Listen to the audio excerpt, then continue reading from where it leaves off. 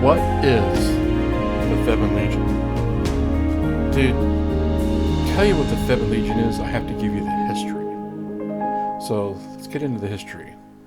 Now, in spring of 286, that's the 3rd century, Maximian, who was emperor of the Roman Commonwealth, ordered 10 Roman legions to gather to quell an uprising in Gaul. Now, where is Gaul? Gaul is a border region of France and Switzerland. As was common in that time, Rome knew that local legions would not fight their own people. So a legion from one region would be assigned to serve in a different region, another region of the Roman Empire. So as it was with the Roman legion from Theban, Egypt.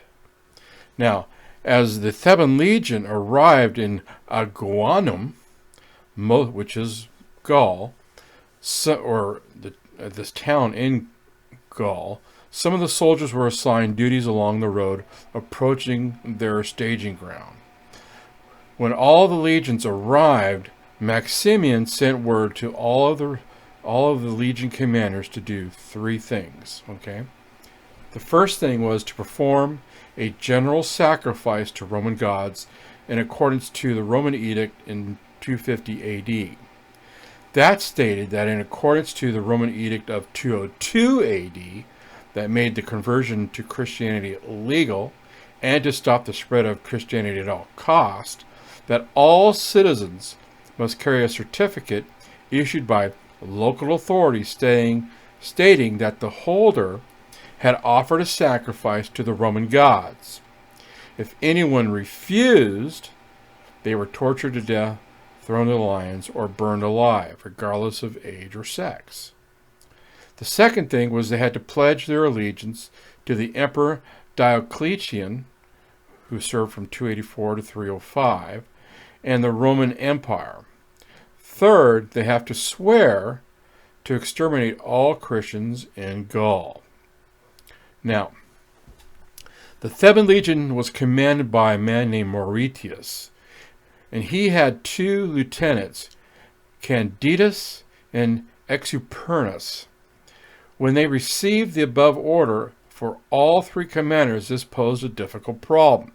You see, there were 6,666 soldiers that made up the whole of the Theban Legion, and all of them were Egyptian Coptic Christians. Coptic Christians are devout Christians from Egypt, and they were murdered by the hundreds of thousands during the reign of Emperor Diocletian. This period of mass murder was so extreme that even to this day, the Coptic calendar marks the election of Emperor Diocletian as Year of the Martyrs, Anno Martyrum, or AM, just like Anno Domini is Year of our Lord, annual deity. Okay, or Deus. The commander sent word to Maximian that they would indeed pledge their allegiance to the Emperor Diocletian and the Roman Empire, but with all respect due to the emperor, could not sacrifice to the Roman gods, nor could they kill Christians in Gaul. Now Maximian became infuriated and ordered the decimation of the legion. Decimation means every 10th man killed. So you 1, 2, 3, 4, 5, 6, 7, 8, 9, 10, the 10th man would be killed, and so on. 20th man, 30th man, 40th man. All the names of the men were written down, and it was decided by lot who the 600 of the Theban Legion soldiers were to be immediately beheaded at the Rhone River. Now, once chosen, these 600 men said their farewells to their brothers in arms and went to meet the Lord in courage and honor. After the decimation of the Theban Legion, Maximian sent word again that the remaining soldiers were to perform the 3 demands. Unmoved by the decimation of their legion, Mauritius once again sent word to Maximian to saying that they were unable to comply with 2 of the 3 demands, with all due respect to the emperor, of course. Maximian ordered a second decimation of the Theban legion, which was carried out immediately in the same fashion as before. The Rhone River was now turned red with the blood of the saints.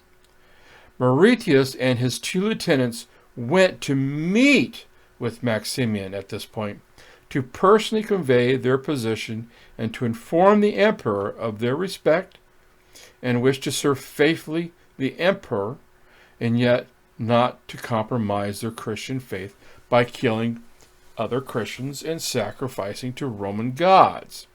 Mauritius's words to Maximian were, and this is a quote, "Emperor, we are soldiers, but also soldiers of the true God. We owe you military service and obedience, but we cannot renounce him who is our creator and master, and also yours, even though you reject him. In all things which are not against his law, we most willingly obey you, as we have done hitherto.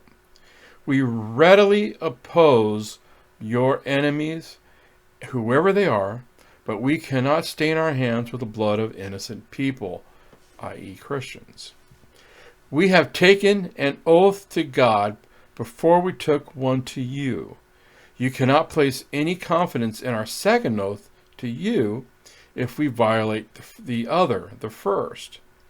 You commanded us to execute Christians. Behold, we are such.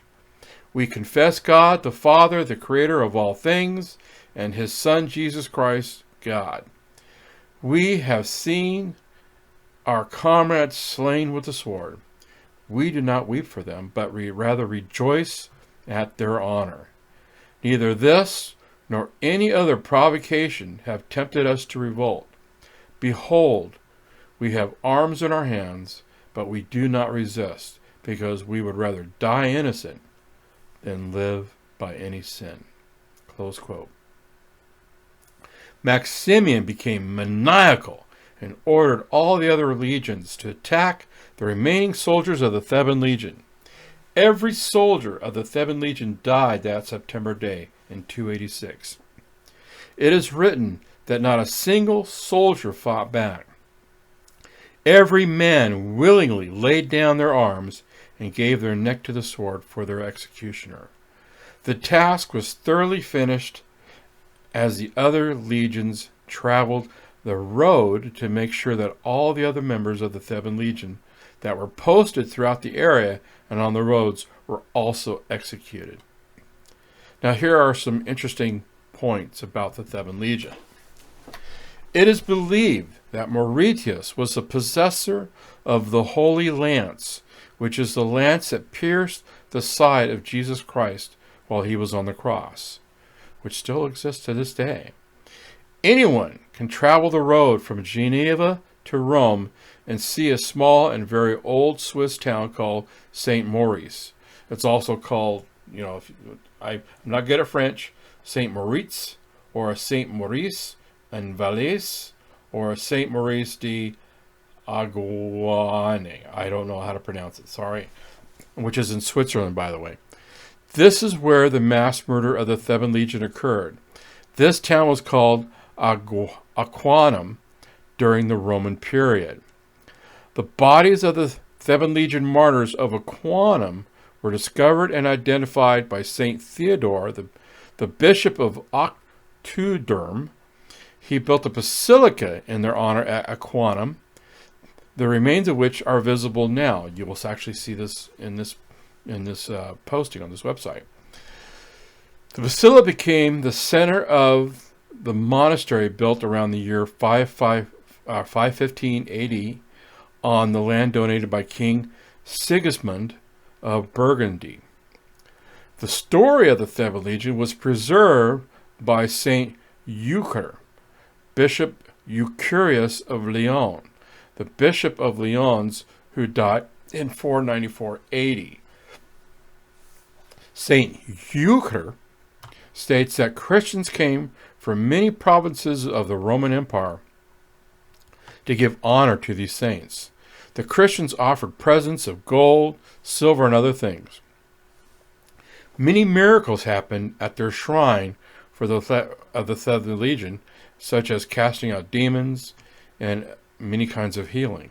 And he's quoted as saying, which the might of the Lord works there every day through the intercession of his saints. More points. In the Middle Ages, Saint Maurice was the patron saint of several of the Roman dynasties of Europe, and later on of the Holy Roman Emperors themselves. In 926, Henry I, who was from 919 to 936 AD, ceded the present Swiss canton, which is a province, of Aruga in return for the lands of the saints. So he gave property in order to get the lands returned to him, given to him. Some emperors were also anointed before the altar of St. Maurice in St. Peter's Cathedral in Rome. The sword of St. Maurice was later used in the coronation of the Austrian Emperor Charles as King of Hungary in 1916. St. Maurice's blood and ring, as well as the stone in which he was beheaded, are preserved in St. Maurice and Valais in Switzerland to this day. Now, many miracles happened during this martyrdom, which caused many others to come to Christ. In Zurich, there were three beheaded saints, Felix, Regula, and Exuperantius, miraculously rose, carried their heads on their own hands, walked to the top of a hill where they knelt, prayed, and at last laid down. A large cathedral was later erected on that very spot. The three saints carrying their heads on their hands appear on the coat of arms and seal of Zurich until today. Saints Victor, Ursus, and their fellow soldiers were barbarously tortured by Hyrtacus, a Roman governor of Solothurn. During this torture, several miracles happened. The shackles suddenly broke open, the fire was instantaneously extinguished, and more. The witnesses were filled with wonder and began to admire the Theban legionnaires, upon which the furious Hyrtacus ordered their immediate beheading. Without the slightest resistance, they offered the executors their necks, and the bodies of the beheaded saints then shone in glowing and glaring brightness. The body of the saints, which were thrown into the river R, which is AAR, came back to the bank, stepped out, walked heads on hands, then knelt and prayed at the spot where the Basilica of St. Peter later arose. After reading the account of the martyrdom of the Theban Legion, it is easy to see why we chose to name the prayer warriors after the Theban Legion. There is no greater example than the Theban Legion on who we are to be in our dedication to God through His Son, Jesus Christ. By building the world's largest network of prayer warriors, we bring honor to those that have gone on before us in their service to Christ.